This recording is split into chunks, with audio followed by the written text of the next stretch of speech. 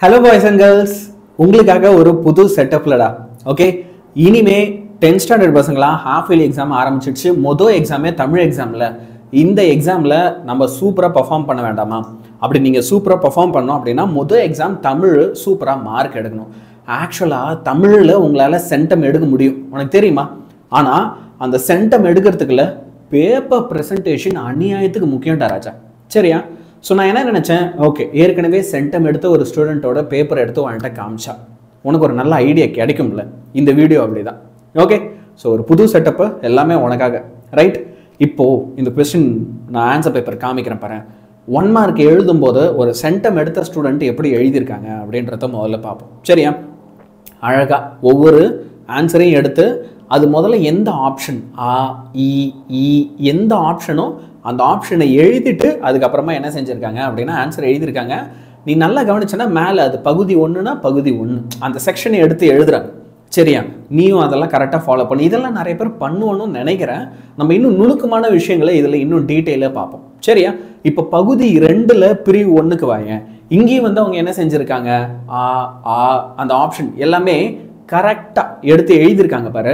அதுலேயும் அந்த ரைட்டான ஆன்சரை எழுதும்போது அவங்க என்ன பண்ணியிருக்காங்க அப்படின்னா ஒரு ஆரோ மார்க் மாதிரி போட்டிருக்காங்க. நீ அதே மாதிரி செய்யணும்னு அவசியம் இல்லை. ஒரு ஸ்டார் மாதிரி இல்லை சும்மா ஒரு டாட் மாதிரி வச்சா கூட போடும். ஆனால் இப்போ நீ வந்து என்ன பண்ணு, ப்ளூ பால் பாயிண்ட் பென் இல்லை ப்ளூ ஜெல் பென் இல்லை இங்க் பென், நீ என்ன பென் யூஸ் பண்ணுறியோ ஓகே. ஆனால் அது எதுவாக இருந்தாலும் ப்ளூ மட்டும் யூஸ் பண்ணு.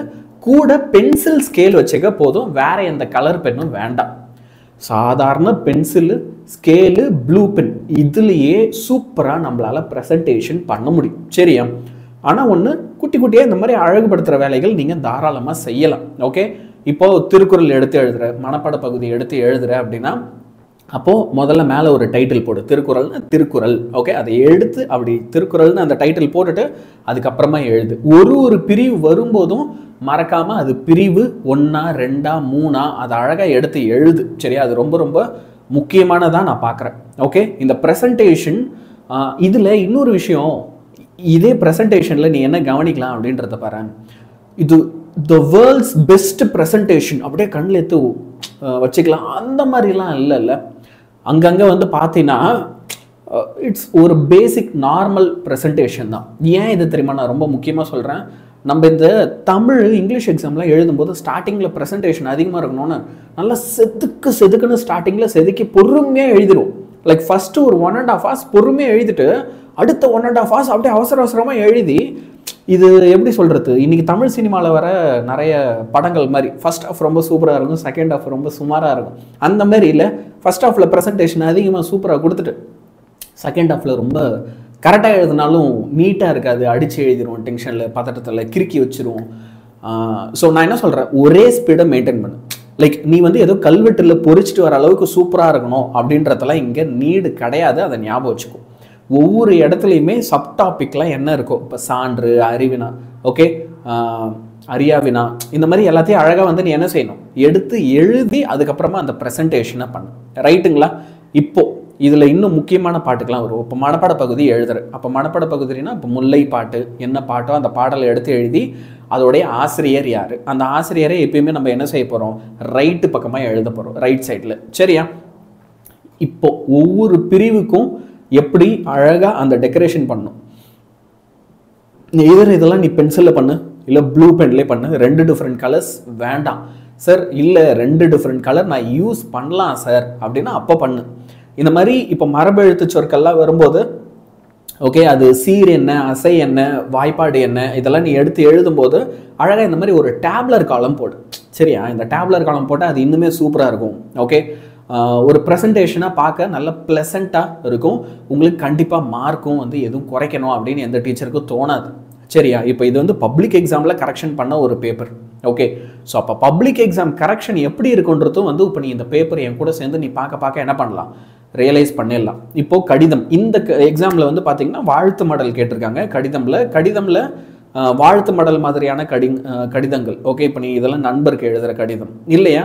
அப்போது இதிலெல்லாம் வந்து நீங்கள் எந்த இடத்துலேருந்து எழுதுறீங்க, பொதுவாக அந்த இடம் போட வேண்டாம் அப்படின்னு சொல்லுவாங்க. அதனால் இங்கே எழுதினவரும் அதை போடலை, நாள் என்னன்றத போட்டிருக்காப்புல. சரியா?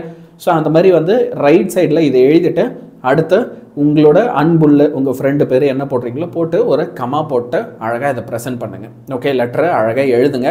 எழுதிட்டு அதை முடிக்கும்போது நம்ம திரும்ப ரைட் சைடில் வந்து என்ன செய்கிறோம், இப்படிக்கு அப்படின்னு போட்டு அன்பு நண்பன் அப்படின்னு எழுதிட்டு மறக்காமல் உரைமேல் முகவரி எழுத வேண்டிய அவசியம் இருக்கும். சரியா? கண்டிப்பாக உரைமேல் முகவரி எழுதணும்.